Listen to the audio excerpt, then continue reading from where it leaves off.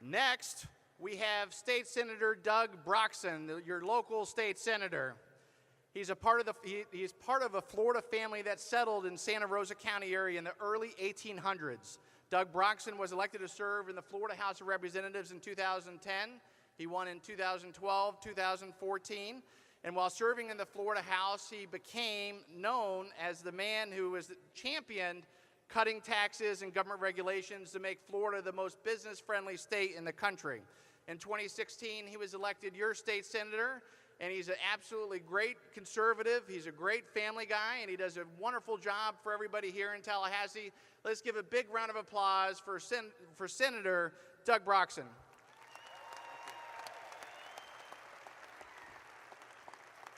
Thank you.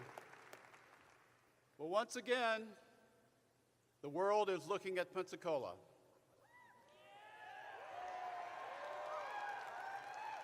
In 2010, a little-known person named Rick Scott, a week before his election, came to Pensacola. In 2014, Governor Rick Scott came to Pensacola a week before the election.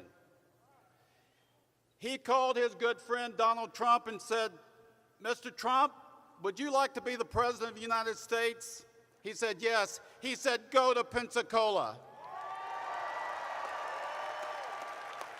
So 1 week before the election, Donald Trump came to Pensacola.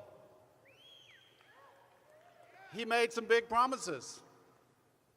But after 300 days, what has he done? Well, let me tell you what he's done, and it's being felt by every state capital in the U.S. He has taken that chokehold of the federal government and said, we're going to give back to the states the autonomy to run their own states.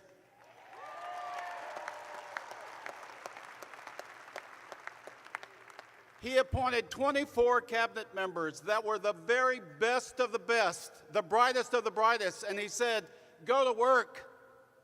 Pull down what's been happening over the last 8 years by the federal government and Barack Obama, and let's make America great again.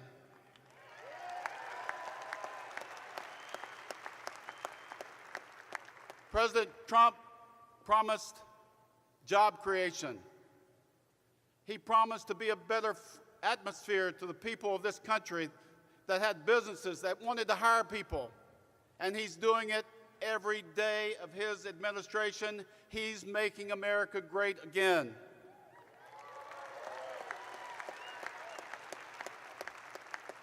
And then he ended this irrational left-wing scare tactic that had kept the XL pipeline from making America great again. It's a reality now. President Trump promised to protect our religious freedom. Now, I don't know about you, but when I heard that Jerusalem, where the King of Kings,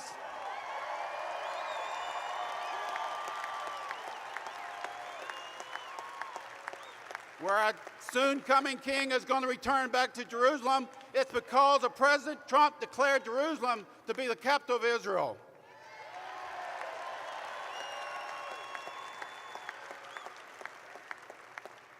I could go on, but let me tell you, if you look at the media and you hear the headlines, you're not going to know what's going on in Washington.